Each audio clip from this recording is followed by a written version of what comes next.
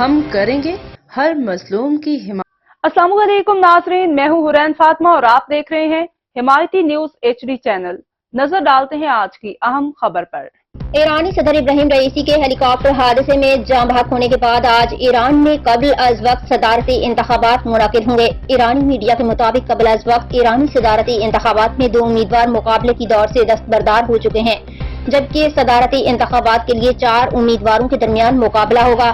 ایرانی میڈیا کا کہنا ہے کہ صدارت کے لیے سعید جلیلی، محمد باقر، مسعود پزشکیان اور مصطفیٰ پور محمدی کے درمیان مقابلہ ہوگا۔ دستبردار ہونے والوں میں میئر تہران علی رضا زکائی اور سربراہ شہداء فاؤنڈیشن امیر حسین غازی زادہ شامل ہیں۔ دونوں امیدوار مقبولیت میں کمی کی وجہ سے دستبردار ہوئے۔ صدر ابراہیم رئیسی کی حادثاتی موت کے باعث ایران میں قبل از وقت انتخابات منعقد ہو رہے ہیں۔ صدر ابراہیم رئیسی دیگر 7 ایرانی عہدیداروں سمیت گزشتہ ماہ ہیلی کاپٹر حادثے میں جاں بحق ہوئے تھے۔ ایران میں صدارتی انتخابات کے لیے ووٹنگ کا آغاز صبح 8 بجے ہوگا۔ 6 کروڑ 10 لاکھ سے زائد افراد ووٹنگ کے اہل قرار دیے گئے۔ ایرانی میڈیا کے مطابق صدارتی انتخابات کے حتمی نتائج کا اعلان 2 روز میں کیا جائے گا۔ ایرانی میڈیا کوئی بھی امیدوار 50% سے زیادہ ووٹ حاصل نہ کر سکا تو انتخابات کا دوسرا مرحلہ ہوگا۔